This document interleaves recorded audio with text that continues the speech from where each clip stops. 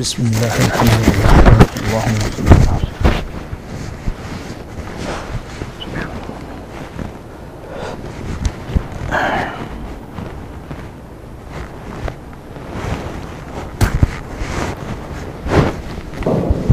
اللہ اکبر۔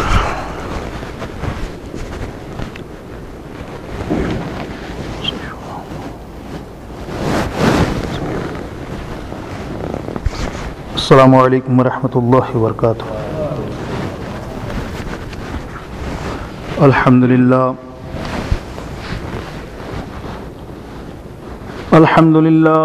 نحمدہ ونستعینہ ونستغفرہ ونؤمن بہ ونتوکل علیہ ونعوذ باللہ من شرور انفسنا ومن سیئات اعمالنا من يهده الله فلا مضل له ومن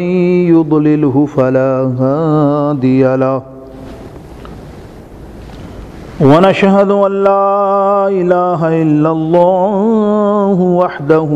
وحده لا شريك له ونشهد أن سيدنا وحبيبنا وحبيب قلوبنا وطبيبنا وطبيب قلوبنا وغائبنا وشاهدنا ونورنا ونور ظاهرنا ونور باطننا وملجأنا ومأوانا محمد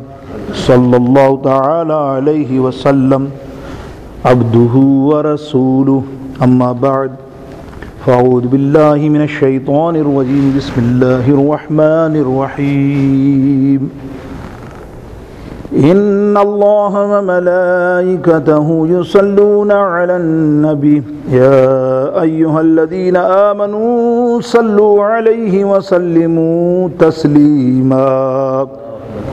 سبحان ربک رب العزة عما یصفون وسلام علی المرسلین والحمد للہ رب العالمین۔ رب اشرح لی صدری ویسر لی امری واحلل عقدۃ من لسانی یفقہوا قولی۔ غوث اعظم بمنی بسر ساما مدد قبلہ دی مدد کعبہ ایمان مدد، وصلی اللہ تعالی علی خیر خلقہ وآلہ وصحبہ اجمعین۔ نہایت واجب الاحترام سامعین محترم، الحمدللہ اللہ عز و جل کی بارگاہ اقدس میں لاکھوں کروڑوں حمد و ثنا اس کے پیارے حبیب صلی اللہ تعالی علیہ وسلم کے دربار اقدس میں لاکھوں کروڑوں درود و سلام کے بعد، شعبان المعظم کا مہینہ جاری و ساری ہے۔ اللہ تعالیٰ نے ہمیں یہ مہینہ عطا فرمایا جو سرکار علیہ السلام ارشاد فرماتے ہیں، شعبان منی، یہ شعبان میرا مہینہ ہے۔ تو میرے دوستوں، اس کے اندر بے شمار فضائل اور بے شمار رحمتیں اس مہینے میں اللہ تعالیٰ نازل فرماتا ہے۔ خصوصی طور پہ جو آنے والی راتیں ہیں، شعبان المعظم کی بڑی رات 15ویں شب، وہ بھی اس میں شامل ہے، اور بے شمار اور بھی الحمدللہ اس کے اندر واقعات ہوئے ہیں۔ لیکن ایک جو آیہ کریمہ میں نے تلاوت کی، جس کو ہم کہتے ہیں درود و سلام کی آیت کریمہ، جو ہر نماز میں ہم پڑھتے ہیں، ہر دعا میں یہ نماز کے ساتھ شامل ہوتی ہے، اس کا تاریخی پس منظر جو ہے شعبان مہینے میں ہوا۔ یہ 2 شعبان 2 ہجری کو درود و سلام کی آیت کریمہ نازل ہوئی، ان اللہ وملائکتہ یصلون علی النبی، جس میں اللہ ارشاد فرماتا ہے بے شک اللہ اور اس کے ملائکہ اے نبی صلی اللہ تعالی علیہ وسلم تم پر درود بھیجتے ہیں۔ پھر فرمایا یا ایھا الذین آمنوا، اے ایمان والو، اب تم پر بھی ہے کہ تم بھی صلو علیہ وسلموا تسلیما، درود پڑھو اور خوب خوب سلام پڑھو اپنے پیارے حبیب صلی اللہ علیہ وسلم پر۔ تو یہ ہمیں حکم ہوا قرآن کی طرف سے کہ درود و سلام کا ورد کرو. تو یہ ہفتہ جو ہے 2 شعبان 2 ہجری کو یہ آیت کریمہ نازل ہوئی سرکار علیہ السلام پہ, اور درود کے بے شمار فضائل, درود پاک جو ہم پڑھتے ہیں اس کے فضائل بے شمار نازل ہوئے. تو حضور علیہ السلام کے میں جتنی سیاست کی حدیثیں اس میں آتا ہے, مسلم سے لے کر بخاری سے لے کر سنن ابو داؤد, جامع ترمذی, نسائی, یہ جتنی حدیثیں ہیں کتب حدیث کی, اس میں ذکر آتا ہے کہ سرکار علیہ السلام جس دن یہ آیت کریمہ نازل ہوئی, اللہ کے حبیب صلی اللہ تعالیٰ علیہ وسلم بے انتہا خوش, آپ کی خوشی کی انتہا نہیں. اور خوشی کے عالم میں جب وہ صحابہ کی طرف آئے تو صحابہ عرض کرتے ہیں, صحابہ نے دیکھا, جو بیان کرتے ہیں راوی, کہ حضور علیہ السلام کے گال مبارک اتنے سرخ تھے خوشی سے کہ ہم نے بہت کم دیکھا حضور علیہ السلام اتنے خوش ہیں. تو ہم نے دریافت کیا, یا رسول اللہ صلی اللہ علیہ وسلم, آج کوئی بڑی وجہ ہے جس کی وجہ سے آپ ہمیں کا چہرہ دمک رہا ہے چاند کی طرح؟ سرکار علیہ السلام نے ارشاد فرمایا, اللہ نے مجھ پر آج بہت بڑی مہربانی کی ہے اور میری امت پر بھی. صحابہ نے کہا, یا رسول اللہ کیا مہربانی؟ اور اللہ نے ایک ایسی آیت کریمہ مجھ پر نازل کی ہے درود و پاک کی, اور درود و پاک کے اتنے فضائل میرے پہ نازل کیے ہیں اللہ نے, اتنی مہربانی کی ہے کہ میرے امتی ایک مرتبہ مجھ پر درود پاک پڑھے گا, اللہ اس کی 10 نیکیاں بڑھا دے گا, اللہ اس کے 10 گناہ ختم کر دے گا, اللہ اس کے 10 آنے والے عذاب کو ٹال دے گا, اور اللہ 10 عذاب جو اس پہ ہو رہے ہیں اس سے اس کو منحرف کر دے گا, ختم کر دے گا. یہ آیت کریمہ نازل ہوئی ہے. اتنے خوش سرکار علیہ السلام. صحابہ نے کہا, یا رسول اللہ صلی اللہ علیہ وسلم, تو کیا جب تک آپ حیات ہیں تب تک آپ پر درود پڑھیں گے تو یہ ہمارے نیکیاں بڑھتی رہیں گی؟ آقا علیہ السلام نے فرمایا, نہیں, اس سے بڑھ کر میرے رب نے کیا. میرے رب نے قیامت تک میری قبر پر ایک فرشتے کو مبعوث کر دیا, نازل کر دیا, وہاں اس کو پکا کر دیا کہ جہاں جہاں قیامت تک دنیا عالم میں مشرق مغرب جو بھی میرا امتی درود پڑھے گا وہ درود مجھے لا کر پیش کرے گا. اللہ نے اس کے اتنے بڑے بڑے ہاتھ دیے ہیں کہ ایک ہاتھ مشرق سے لے کے مغرب تک اور دوسرا ہاتھ جنوب سے لے کے شمال تک. کوئی میرا امتی کہیں بھی کسی کونے میں بھی چھپا ہوا ہو, پڑھ لے میرے پہ درود, وہ فرشتہ درود ہاتھ میں لے کر, جیسا درود, جیسا گن ویسا گیو, بہت ہی اعلیٰ پڑھا ہوا درود جیسا بھی ہو, وہ لا کے میری بارگاہ میں پیش کرے گا, یا رسول اللہ فلاں کا بیٹا فلاں کا بیٹے نے آپ کو درود پڑھا, یہ پیش کیا جائے گا. پھر آقا علیہ السلام فرمایا, اس سے بڑھ کر یہ کہ کچھ امتی ایسے ہوں گے جو دل میں درود پڑھیں گے. بظاہر ہم لوگ بعض لوگ دل میں پڑھیں گے, بعض چیزیں تو دل میں منع ہے, مطلب وہ قبول نہیں ہوتی. قرآن مجید دل میں نہیں پڑھا جا سکتا, اور کوئی عبادت دل میں نہیں کی جا سکتی, زبان کا ہلنا ضروری ہے. قرآن کو پڑھنے کے لیے زبان کا ہلنا لازمی ہے, ورنہ قرآن آپ کا قبول نہیں ہوگا. وہ قرآن نہیں ہوگا کہ آپ نے دل میں پڑھا. بہت سے لوگ یہ مسئلہ آپ دیکھتے ہیں قرآن خوانیوں میں, آپ اکثر دیکھتے ہو کہ پڑھتا ہی نہیں بندہ, خاموش منہ نظروں سے گھمایا جا رہا ہے, دل سے بڑا پوچھتے ہیں بھائی آپ پڑھ رہے ہیں کہ آپ کیا کریں؟ بولے دل میں پڑھ رہا ہوں. جو دل میں بہتر پڑھی جاتی ہے وہ زبان سے تھوڑی پڑھی جاتی ہے, علم سے ناواقفیت. علماء کرام فرماتے ہیں قرآن کا زبان سے پڑھنا, جس طرح تکبیر تحریمہ میں اللہ اکبر زبان سے کہنا اور قرأت کرنا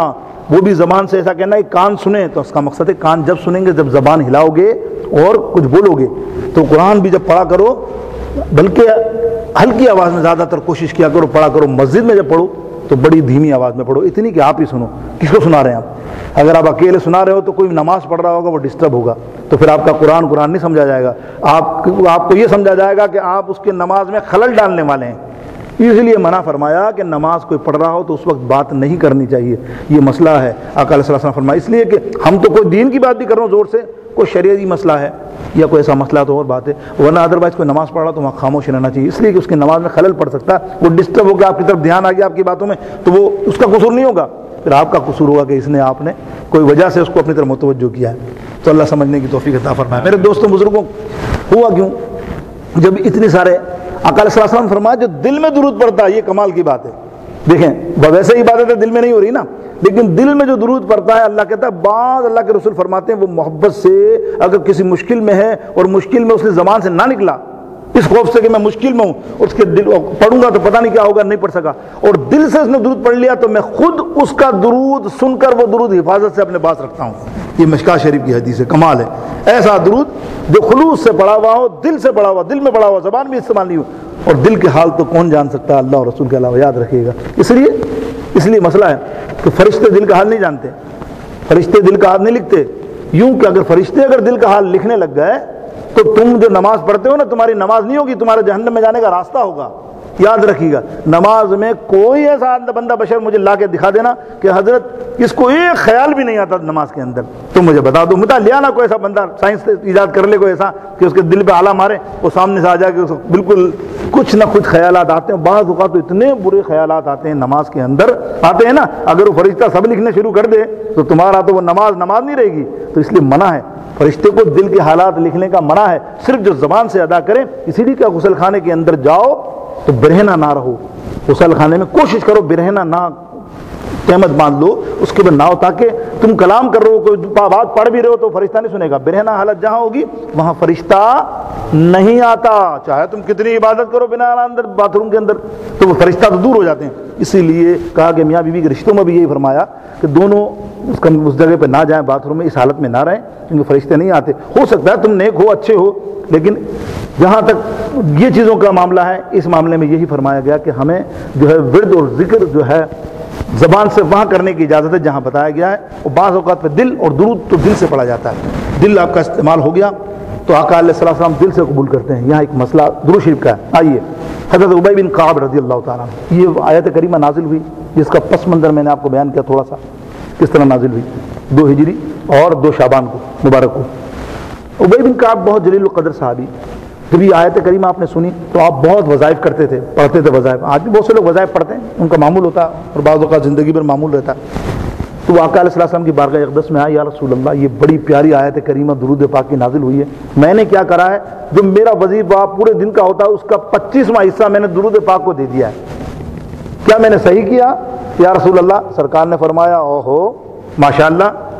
کیا اچھا ہو کہ تو اور بڑھا دے، کیا اچھا ہو کہ درود پاک اور بڑھا دے، تیرا کام بن جائے۔ کچھ دنوں کے بعد واپس آیا، یا رسول اللہ 50 حصہ میں نے درود کر لیا، 50 حصہ اپنا وظیفہ پڑھتا ہوں۔ سرکار نے کہا سبحان اللہ، تیری کیا شان ہے، کچھ اور بڑھا دے تیرا اور کام بن جائے۔ اللہ اکبر، 75 وظیفہ کر لیا 4 دن کے بعد، 5 دن کے بعد، یا رسول اللہ 75واں حصہ میں درود پڑھتا ہوں، باقی 25 اپنے دوسرے وظائف۔ آقا نے کہا کیا اچھا ہو کہ تو سارا ہی درود پاک پڑھے۔ اللہ اکبر، کچھ دنوں کے بعد آتے ہیں کہتے ہیں یا رسول اللہ صلی اللہ تعالیٰ علیہ وسلم اب میں نے درود ہی پڑھا ہے سارا دن میں، سارے وظیفے چھوڑ دیے، میں درود ہی پڑھتا ہوں۔ سرکار نے ہاتھ پکڑا ابی بن کعب کا اور فرمایا کعب تو نے ایسا بہترین عمل شروع کر دیا ہے، اگر تو یہ جاری رکھے گا تو کل قیامت میں ہوگا کیا کہ قبر میں تیرے ساتھ ہوں گا، حشر میں تیرے ساتھ ہوں گا، پل صراط پر تیرے ساتھ ہوں گا، اور حوض کوثر پہ کوئی پلائے نہ پلائے وہ پانی میں تجھے اپنے ہاتھ سے پلا کر خود جنت میں چھوڑنے آؤں گا۔ کمال ہے درود پاک کی برکت۔ دیکھیں آپ وظائف تو بہت شمار کرتے ہیں، آپ بے شمار وظائف لوگ کرتے ہوں گے، لیکن کوئی درود پاک کی اہمیت کو تو سمجھیں۔ میرے دوستوں کس طرح مدد کرتے ہیں آقا علیہ السلام، کس طرح ایک حدیث پاک ہے، یہ مشکات شریف میں ہے، اللہ اکبر، اس کو اعلیٰ حضرت نے بھی لکھا ہے، اور دلائل الخیرات ایک کتاب ہے درود پاک کی، بہترین کتاب ہے۔ حضرت سلیمان جزولی رحمۃ اللہ تعالیٰ، بہت بڑے ولی اللہ اور بہت بڑے محقق، بہت بڑے عالم، انہوں نے جو یہ کتاب لکھی ہے نا دلائل الخیرات، اس کے عامل ہیں بہت سے لوگ، جتنے ولی اللہ گزرے ہیں اب تک ان کے بعد سب نے ان کو اپنا وظیفہ رکھا ہے، ضرور پڑھتے ہیں۔ کوئی بھی عالم اگر آپ پوچھیں گے نا کسی کو بھی، اگر وہ باقاعدہ آپ لگے گا کہ اللہ کا ولی ہے بڑا، تو اس سے پوچھو گے تو دلائل الخیرات کا وہ حافظ ہوگا اور عامل ہوگا۔ وجہ ہی اس میں ایسی ہے، وجہ اس میں ایسی ہے، بہت بے شمار کئی سو حدیثوں سے معقول ہو کر درود پاک منقول ہیں اس میں، بڑے بڑے، لیکن ایک درود اس میں بڑا زبردست ہے، وہ کسی کو نہیں پتا آج تک، اللہ کے ولیوں نے گیس کیے ہیں، لیکن اس میں ایک ایسا درود ہے، اس کے بارے میں آپ خود اپنی کتاب اٹھاؤ گے نا تو اس میں آپ نے خود نے لکھا حضرت سلیمان جزوری نے کہ میں نے کوئی تقریباً 80,000 کے قریب درود لکھے، خود اپنے لکھے، لکھ کے میں کتاب لکھنا چاہتا تھا۔ بولے ایک دن میں اپنی تبلیغ کے سلسلے میں جنگل میں جا رہا تھا، جب جنگل میں جا رہا تھا تو مجھے پانی کی حاجت ہوئی وضو کرنے کے لیے ظہر کی نماز کے لیے، میرے ساتھ قافلہ تھا، ہم ایک کنواں دیکھا، اس کنویں کی طرف گئے تو اس کنویں کے اندر جا کے جھانکا ہم نے تو بالکل سوکھا پڑا نہیں، ارے ہم نے کہا تو سوکھا ہوا کنواں پانی کیسے ملے گا؟ سامنے دیکھا تو ایک جھوپڑی تھی، جھوپڑی، ارے ہم نے کہا شاید اس کے بعد پانی مل جائے تو ہمارا کام آ جائے، ورنہ ہم تیمم کر لیں گے۔ جب گئے دروازہ کھٹکھٹایا، بیوی کوئی ہے، بھائی کوئی ہے، اندر سے ایک بچی کی آواز آئی، اس نے کہا کون صاحب ہیں؟ دروازہ کھٹکھٹایا، آپ مجھے کچھ حاجت ہے، تو انہوں نے کہا ارے سلیمان جزولی، اندر سے بچی بولتی ہے ارے علامہ سلیمان جزولی تم اور میرے در پہ، اور تم کو حاجت؟ تم تو اتنے اللہ کے ولی ہو، تم اتنے محقق ہو، تم اتنے بڑے عالم ہو، تم نے کئی کتابیں لکھی ہیں اور کامل لوگ ہو، میرے در پہ؟ بولے ہاں ضرورت پڑ گئی، وضو کے لیے پانی کی ضرورت ہے، ذرا ہو تو دے دو۔ بولے پانی کنویں میں نظر نہیں آ رہا، اتنا بڑے ولی اللہ تجھے کنویں میں پانی نظر نہیں آ رہا؟ بولے بھائی کنویں میں پانی ہوتا تو میں تیرے پاس کیوں آتا؟ بولا اچھا نہیں ہے، چادر اوڑھ کے بچی تھی، بچی بتائی جاتی ہے اس میں 12 سال بھی ہے 16 سال بھی ہے، یہ بتائیے آپ نے عمر، اس کے درمیان میں بچی نکلتی ہے چادر پہن کے، کنویں کے پاس جاتی ہے، تھوک مارتی ہے اس میں، تھوڑا سا پھونک مار کے تھوک دیتی ہے، واپس آتی ہے تو پانی کا سیلاب اندر سے۔ اب یہ اللہ کے ولی تھے، سمجھتے تھے اس بات کو، روحانیت کو سمجھنے والے تھے، حیران رہ گئے، بولے ابھی تک تو پانی نہیں تھا، ابھی کہ دیکھو نا پانی ہے نا۔ سلیمان تم بولے پانی نہیں ہے، وہ تو چلی گئی۔ میں نے وضو کیا، سب نے وضو کر کے، مجھے بے چین لگی، میں نے کہا یہ کوئی کرامت، وہ بہت بڑی ولی اللہ ہے بچی جس نوازی ہوئی ہے۔ اس کو دروازہ کھٹکھٹایا، مختصر یہ پوچھا تو کون ہے کیا ہے، وہ نہیں مانی، بولے بتانا پڑے گا تجھے بیٹی، میں تیرے پاس آیا ہوں، ٹھیک ہے میں عالم ہوں اپنی جگہ، لیکن واقعی تو نے آج مجھے مات کر دیا کہ میں جو کام نہیں کر سکا تجھ جیسی بچی کر گئی تو میں اب ہل گیا ہوں، مجھے بتا۔ پھر کہنے لگی سن جزولی، میں بتاتی نہیں، اللہ کے حبیب میرے ماں باپ مر گئے تھے، اب میرا کوئی پرسان حال نہیں تھا، ایک دن میں بہت رہی، میں حضور پر درود میں پڑھا کرتی تھی، تو آقا علیہ السلام میرے خواب اقدس میں آئے اور ایک درود مجھے تعلیم فرمایا، ایک درود مجھے پڑھا، بولا یہ پڑھ لے بیٹی، جب یہ پڑھے گی نا تو سارا دن تجھے کوئی ضرورت نہیں کسی چیز لانے کی یا کسی آدمی کی، خود بخود لنچ بھی تیرے پاس آ جائے گا، ڈنر بھی تیرے پاس آ جائے گا، بریک فاسٹ بھی آ جائے گا، پانی بھی آ جائے گا، جو تو حاجت کرے گی اللہ تجھے اس کٹیا کے اندر جنگل میں پہنچا دیا کرے گا۔ اور اللہ کا کرم ہے، جب سے میں نے وظیفہ درود کا شروع کیا ہے مجھے فکر ہی نہیں، دیکھا تم نے مجھے دکھا دیا کرشمہ اللہ، آپ نے کہا دیکھ میں ایک کتاب لکھ رہا ہوں جس میں 80,000 درود پاک میں نے جمع کیے ہیں حدیثوں سے، کاش کہ تو یہ دے دے مجھے درود تو کمال ہو جائے۔ بولے نہیں، منع فرمایا، میں نہیں دے سکتی۔ اور بہت روئے، بولے خدا کی قسم میں یہ کتاب میں لکھوں گا نا، اس کتاب میں تیرا درود ڈالوں گا، لیکن کسی کو نہیں بتاؤں گا کہ یہ درود کی یہ فضیلت ہے، بس اتنا تو بہت یقین دہانی کہی تو درود دیا، آپ نے وہ کتاب میں درود لکھا ہے۔ وہ اتنی بہترین کتاب ہے دلائل الخیرات کہ جس کے بارے میں محدث فرماتے ہیں وہ چھپا ہوا درود کسی کو نہیں، جب تک پوری کتاب نہیں پڑھ لو گے تب تک تمہیں وہ درود نہیں ملے گا، اس میں ہفتہ وار درود پاک کے وظائف ہیں۔ تو اس کتاب کی شان کیا ہے محدث فرماتے ہیں، بے شمار محدث، اللہ اکبر، جیسا میں آپ کو کس طرح کے محدثوں کا، امام یوسف نبہانی اعلیٰ حضرت، جس دو نام جو جانتے ہیں آپ، یہ فرماتے ہیں کہ اس کتاب یہ کتاب جو دلائل الخیرات جس گھر میں رکھی ہوئی ہوتی ہے نا اس گھر میں آگ نہیں لگتی، جس گھر میں یہ پڑھی ہوں وہاں جادو ٹونا نہیں ہوتا، پڑھی رہنے کی بات کر رہا ہوں، سن لیجئے، یہ کتاب دلائل الخیرات جس گھر میں پڑھی ہوئی ہو وہاں جادو ٹونا نہیں ہوتا، جن نہیں آتا، بد جانور کوئی ایسی چیز نہیں آتی، وہاں آگ نہیں لگے گی کبھی قیامت تک، اس لیے کہ آقا علیہ السلام کا یہ خوبصورت تحفہ رکھا ہوا ہے، اور پڑھنے والے کا کیا حال ہوگا اندازہ کرو جب پڑھتا ہوگا درود پاک۔ تو میرے دوستوں بزرگوں، یہ فضائل درود پاک کے سلسلے میں حضرت علامہ سلیمان جزولی نے ایک حدیث لکھی، آپ فرماتے ہیں آقا علیہ السلام نے فرمایا جو درود پاک کا وظیفہ کنٹینیوس، کم سے کم بتایا 313 محدثوں نے ایک تعداد کے 313 روزانہ پڑھنے والا ہوگا نا، جو زیادہ تو بہت ہیں، پھر فضیلتیں بندہ پتہ نہیں کس اوج پر پہنچتا ہے، کس نہج پر پہنچتا ہے، وہ تو واللہ عالم درود پاک پڑھنے سے، لیکن 313 درود کا پڑھنے والے کے ساتھ ہوگا کیا، جو باقاعدگی کے ساتھ روزانہ معمول بنا لے گا، چھوڑوں گا نہیں، مر جاؤں گا، کھانا کھاتا ہوں نا 2 ٹائم کا کھانا بھول نہیں سکتا کبھی بھی، 1 ٹائم کا بھول سکتا ہے، 2 ٹائم کا بندہ نہیں بھول سکتا، اس لیے درود پاک بھی نہیں بھولتا۔ تو اس کے ساتھ ہوگا کیا کہ وہ جب قبر میں جائے گا نا، دنیا کے تو بے شمار اس کو فضائل ملیں گے، جب قبر میں جائے گا تو اس کی قبر جو ہے اللہ کے حبیب فرماتے ہیں میرے نور سے منور ہوگی، اور اس کے اندر ایسی خوشبو ہوگی، اگر کوئی قبر میں دیکھے نا جا کے تو ایسی خوشبو ہوگی کہ دنیا کی کوئی خوشبو اور کستوری کی خوشبو اس سے بڑھ کر نہ ہو، اس قدر عالی شان خوشبو والی۔ یہ اعلیٰ حضرت ہم نے ملفوظات شریف میں ایک واقعہ بھی نقل کیا ہے، حضرت تاج الدین کبریٰ رضی اللہ تعالیٰ عنہ کا، بہت بڑے محدث ہیں، آپ کے پیر صاحب جو تھے نجم الکبریٰ رضی اللہ تعالیٰ عنہ، یہ بہت بڑے وظائف کے درود شریف کے عامل تھے، کیونکہ آپ مرید تھے، آپ جانتے تھے، خلیفہ بھی تھے۔ آپ کہتے ہیں میرے پیر صاحب جو ہے نا، آپ نے ایک دن وہ حدیث پڑھی جو آقا علیہ السلام نے یہ فرمایا کہ اس کی قبر جو ہے نور سے منور ہوگی میرے، اور کستوری سے خوشبو ہوگی۔ آپ نے جب یہ حدیث پڑھی تو خیال آیا کہ میرے پیر صاحب تو ہر روز کسی کو بھی بولتے تھے کیا ہوا بیمار ہے یہ لے درود شریف پڑھ لے 11 مرتبہ 40 مرتبہ 50 مرتبہ، خود بھی ہر وقت درود پاک پڑھتے تھے، اللہ اکبر۔ تو سوچنے لگے ان کا وصال ہو گیا، کیوں نہ آج میں چیک کروں ان کی قبر پہ جا کے جو آقا کا فرمان ہے کہ نور سے میرے منور ہوگی، کیا فرمایا اعلیٰ حضرت نے؟ اسی لیے فرمایا کہ قبر میں لہرائیں گے تا حشر چشمے نور کے،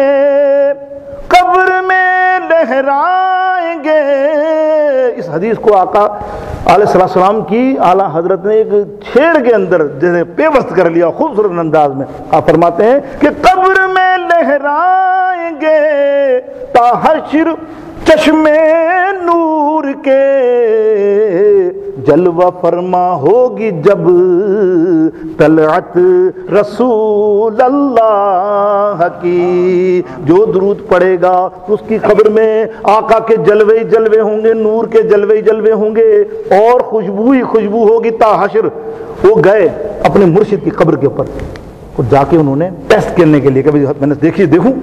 سوراخ کیا بڑا، اندر منہ رکھ کے جیسے جھانکا، اللہ اکبر، نور ہی نور، اتنی خوشبو کہ تھوڑی دیر کے لیے اپنا ہوش ہو گئے. اٹھے تو غیب سے آواز آئی، ارے تاج، تجھے میری حدیث کا اعتبار نہیں تھا جو چیک کرنے کے لیے آ گیا کہ پتہ نہیں آقا علیہ السلام کا فرمان صحیح ہے کہ نہیں ہے؟ اللہ، اور آپ روئے، اتنا روئے، بولے یا رسول اللہ خدا کی قسم واللہ ایمان تو ایسا ہے کہ مر جاؤں تو بھی کامل، لیکن میں تو دنیا میں چیک کرنا چاہتا تھا کہ اللہ کے حبیب کے نور کو اپنے چہرے اور اپنے جسم پہ منتقل کر کے جب میں بھی قبر میں جاؤں نا تو میری بھی قبر جو ہے نور سے منور ہو جائے. اسی لیے اعلیٰ حضرت نے فرمایا کہ قبر میں لہرائیں گے تا حشر جلوے نور کے، جلوہ پرما ہوگی جب طلعت رسول اللہ کی، جلوہ پرما ہوگی جب طلعت رسول اللہ. میرے دوستوں بزرگوں، یہ ہے درود پاک کی فضائل جو مختصر بیان کیے. آخری حدیث جو بیان کر رہا ہوں مشکات شریف سے، جو میں نے ایک بات کہی تھی، آقا نے فرمایا جو دل میں درود پڑتا ہے، جو دل میں درود پڑتا ہے، آقا علیہ السلام کی ارشاد مشکات شریف میں کہ ایک شخص کل قیامت کے دن ایسا ہوگا کہ اس کے نامہ اعمال میں نیکی کم گناہ زیادہ، فرشتے اس کو پکڑ کر جہنم کی طرف لے جا رہے ہوں گے. توجہ چاہوں گا اللہ تعالیٰ آپ کو دین سیکھنے کی اور سمجھنے کی توفیق عطا فرمائے. ذرا سا تھوڑی توجہ ادھر ہوتی ہے، سمجھ لیے شیطان ڈالتا ہے تو وہ جتنی نیکیاں آپ کو ملنے والی ہوتی ہیں فرشتوں کی طرف سے وہ زائل ہو جاتی ہیں. تو خدا اللہ تعالیٰ آپ کو سمجھنے کی توفیق عطا فرمائے. جو بیچارے نیک کام کر رہے ہیں زیادہ سے زیادہ آپ اپنے نیک کامی میں حصہ لیجئے. میں کہ تمہیداً 2 منٹ آپ کس لیے بات آ گئی ہے، رمضان کا مہینہ آ رہا ہے، کوشش کیجئے اپنی سیلری میں سے کچھ حصہ اس رمضان میں اللہ کے گھر میں ڈالیں. یاد رکھیے، نیت کریں جتنا بھی ہو سکے، جتنی اوقات اللہ نے جتنا بڑا دل دیا آپ کو، جتنا بھی دیا ہے، بالکل بھی دل نہیں دیا تو بھی سوچیں کہ یار اب میں اس دفعہ اگر میں 2000 کماتا ہوں تو اتنا حصہ میں اللہ کے گھر میں رمضان میں، آپ کو پتہ ہے بے شمار اخراجات ہیں. یہ تو آپ کے علم میں فل ٹائم اے سی چلے گا، الیکٹرک کا معاملہ ہے، پھر حافظ صاحب کا معاملہ ہے، قرآن کی تراویح کا معاملہ ہے، تراویح کا جو ہے ختم قرآن کا معاملہ ہے، اور پھر یہاں روزہ ہر روز روزہ دار روزہ کھولتے ہیں ان کے معاملات ہیں. تو یہ ایکسپینسز ہیں، مجھے نہیں معلوم کتنے ہیں، آپ کو زیادہ پتہ ہے، آپ جانتے ہیں اس ملک کے اندر کم سے کم 8-10 ہزار ہوں گے. تو آپ اگر تھوڑا تھوڑا حصہ بس سے سوچ لیں، نیت کر لیں آج کہ اب رمضان آ رہا ہے، میں نے $50-100 ڈال دینا ہے، $100 یہ لیجیے میرے $100 میں رمضان کے لیے. انشاءاللہ آپ ہی اور ہم لوگ ہی کر سکتے ہیں. اگر آپ ڈالیں گے نیت کر کے آج،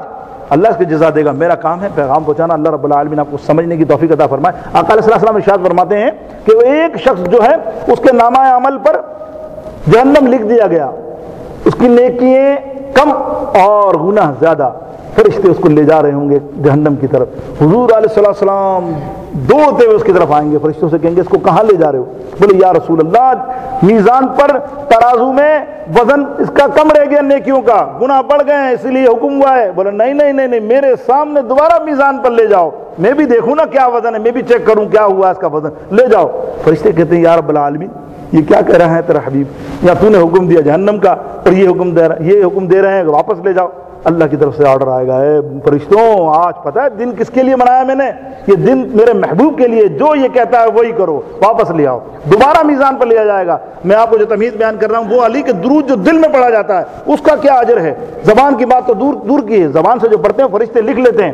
جو فرشتے لکھ لیتے ہیں وہ تمہاری نیکیوں میں آ جاتا ہے. اور درود جو دل میں پڑھا جاتا ہے اس کو لکھا نہیں جاتا، فرشتے یہ فرشتے لکھتے نہیں ہیں، وہ تو ویسے ہی رہتا ہے. لیکن آقا فرماتے ہیں وہ درود ضائع نہیں جاتا، وہ درود میں خود سنتا ہوں جو دل سے پڑھا جاتا ہے. وہ یہ بات ہے کہ آقا علیہ السلام لے جاتے ہیں اس کو وہاں. جب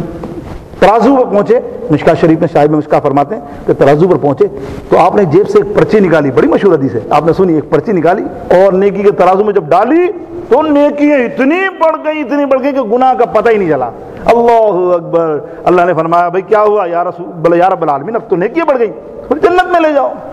ابھی جنتی ہے، اللہ وہ جنت میں جا رہا ہے اور وہ شخص مڑ کر دیکھ رہا ہے اور کہہ رہا ہے یا رسول اللہ صلی اللہ علیہ وسلم مجھے پتا ہے میں کیا ہوں، ہر آدمی کو اپنا پتا ہے کہ میں کیا ہوں، خدا میں نے اس قابل نہیں تھا کہ جنت میں جاتا، لیکن آپ کے ساتھ میں نے ایسا کیا کیا ہے، میں نے ایسا کوئی کام بھی آپ کے ساتھ نہیں کیا کہ آپ نے جس کی وجہ سے مجھ پر مہربانی کی۔ سرکار نے فرمایا سن، ایک روز ایسا ہوا کہ تو کسی دوست کے ساتھ اپنے جا رہا تھا، دوست نے کہا میں محفل میں جا رہا ہوں، آج تقریر ہے، کسی بیان ہے، آج بیان سننا ہے، تو اس نے کہا میں کیا کروں گا، بولے چلنا تو بھی سن لے، بولے میں بھی تیرے ساتھ، تو اس کے ساتھ چلا گیا اور وہاں درود پاک پر بیان ہو رہا تھا، تو بڑا متاثر ہوا، اس میں مبلغ کہہ رہا تھا کہ جب بھی مشکل پڑے، جب بھی تم پریشان ہو کہ مشکل جو سر پہ آ پڑی آقا تیرے ہی نام سے ٹلی، مشکل کشا ہے تیرا نام، تجھ پر درود اور سلام پڑھو، صلی علی نبینا صلی علی محمد۔ جب وہ مبلغ نے درود پڑھایا تو نے وہ درود بھی پڑھ لیا اور تو نے وہ بات نوٹ بھی کر لی۔ ایک وقت رات کو ایسا آیا کہ تجھے سخت مشکل آئی، وہ ایسی مشکل پڑی کہ تو رو پڑا کہ کیا کروں، اتنا میرا معاملہ خراب ہو گیا ہے کہ میں پتہ نہیں کیا ہوگا میرے ساتھ صبح۔ روتے روتے تیرے دل میں وہی مبلغ کی بات یاد آ گئی کہ درود پڑھوں گا تو آقا مشکل کشائی کریں گے، تو نے اس وقت درود پڑھا، وہ درود میں نے پرچی بنا کر اپنے پاس محفوظ کر لیا۔ آج حشر میں تو آیا ہے، وہ درود تیرا کمال تیرے لیے کفایہ جنت بن گیا ہے۔